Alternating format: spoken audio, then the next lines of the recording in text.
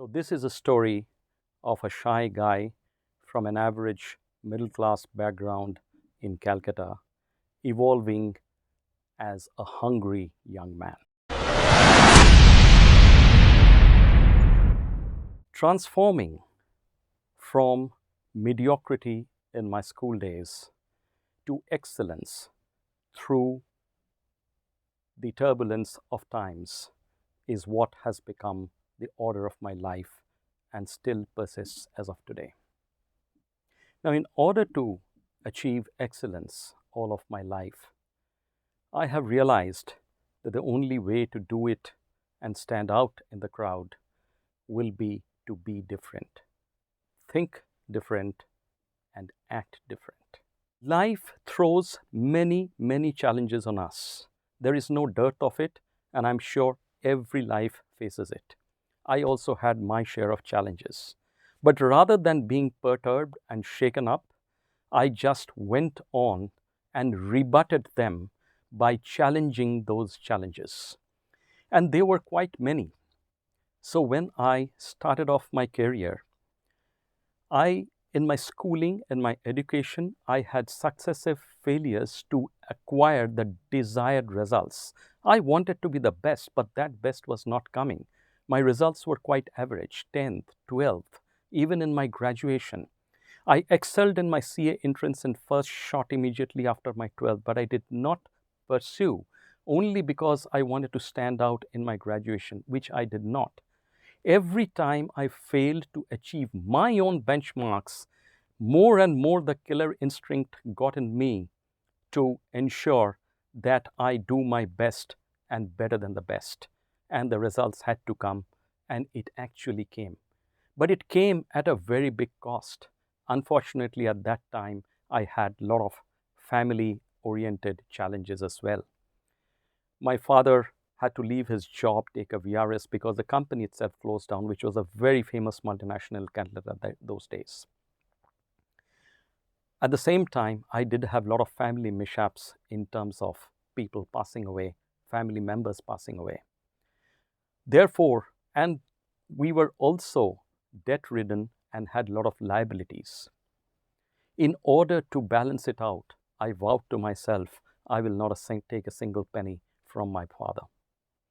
So my CA happened like this, going through the challenges of all my personal life without letting any know, absorbing, and with a lot of sacrifices that I had to make at that point of time. It rolled on. This habit kept on doing when I did the ERP implementation in GSK in 1997, just before the Y2K. It was a very ambitious project, and guess what? Once again, my family was running into a lot of crisis in terms of my mother-in-law getting detected with cancer. Despite of all that, my family, including my wife and my 4-year-old child at that point of time, they were so supportive that they pushed me out of home, and I stayed in Delhi for 1 full year to get the whole implementation done, and my module turned out to be the best and was launched absolutely bang on time. When I joined a company called, I was shell-shocked on the day of my joining to be handed over with a balance sheet which had a qualification, rather a disclaimer by one of the big 4 auditors. I have never seen a disclaimer audit report in my life except in my textbooks. I could have withdrawn myself. I could have resigned that day from that organization and left because I was not told that this was the situation. But I took it head on. I challenged the challenge itself, and I actually converted that balance sheet from a disclaimer to a clean report exactly within 1 year's time, taking a lot of bold actions, both from an accounting and from a business perspective, obviously so with the approval of a lot of seniors. In Orient itself, I had faced successive challenges. First challenge was transforming an organization from legacy practices to the latest best practices. The big challenge which I faced just a couple of years back is for a good period of time, there were successive leadership changes. I had to step in to manage both external as well as internal stakeholders. That in itself was a big challenge. And I learned through the lessons that the only way to combat the challenge is fight it head on. So, in that transformation journey, we reoriented a lot of policies to break away from the legacy practices. We made a lot of supply chain changes. We brought in a lot of digitization to change the ways of working. And this is not within the company alone. We extended this to the entire ecosystem comprising of both the customers as well as the vendors. The mantra from here I got and carried throughout my life was to walk against the tide. Miracles do happen. Going forward, this challenging spree attitude in me did not stop with the challenges alone. I started challenging myself. I started challenging my own limits. When GlaxoSmithKline was getting merged, I was on the SmithKline side of it. I was called upon to help out in some of the restructuring reports that was being carried out internationally. And in India, one of my operation heads wanted help out of me because he remembered that I told him that I wanted to go out. And I actually had to travel from a remote village where I was positioned in a factory in Rajahmundry in Andhra Pradesh. I had to travel to Delhi sometimes twice, sometimes thrice a month in order to do all that was required. What was the outcome? The result of that was after a few months, I was transferred to the head office with a far bigger assignment and with international assignments in hand. And I was given an elevation, quite obviously, which I didn't ask for. I only asked for the challenging job to be done. The same thing happened, which I just now talked about digitization. From a completely paper-driven organization to a paperless organization. But that was not the objective. Objective was business process reengineering, which meant challenging each and every part of the processes and trying to question the as-is scenarios and evolve something new which is over and above the industry, not even go by the industry benchmarks in each and every case, because we could do something more and we did do something more. So with all of that, one thing which struck me by doing all this, needless to say, every time I did this, I succeeded. One or two times I may have failed, or results may not have been to the superlative best, but still I caught the attention of the companies. I caught the attention. I converted balance sheets to positive balance sheets. And all of this led to the attraction of all the senior members who entrusted more and more upon me. The mantra that I learned from here was, if opportunities do not come my way, I simply create those opportunities.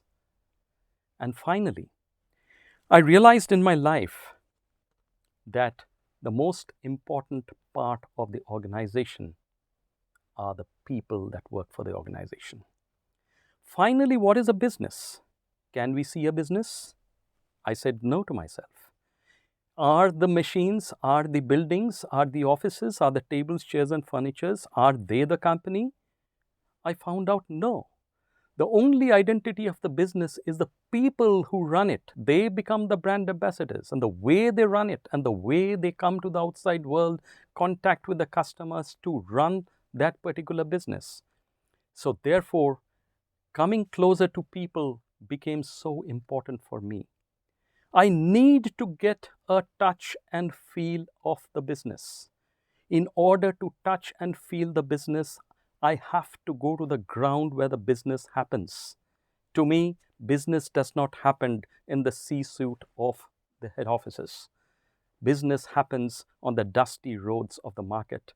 Business happens on the heated places of the shop floors.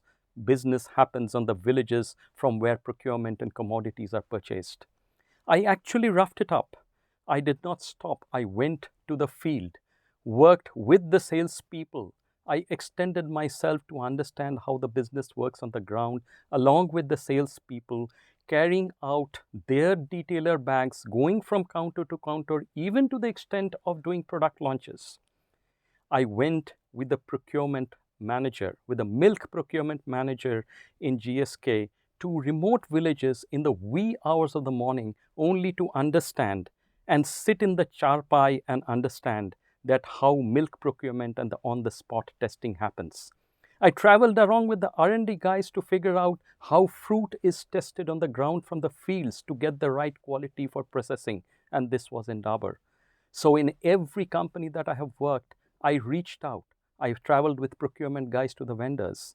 I actually worked night shift and worked along with the production guys in the factories. This helped me getting closer and closer to the people.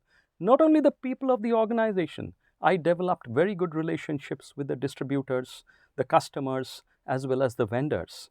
That helped me not only in solving the problems, at times of crisis, they came forward and solved our problems, sometimes my problems. It was such a beautiful two-way traffic in terms of give and take. It is unbelievable. It is those people who run the business. It is those people who teach us. And it is those people who helped me in shining out. And that's why I always tell to myself, I want to be a man who is of the people, for the people, and by the people.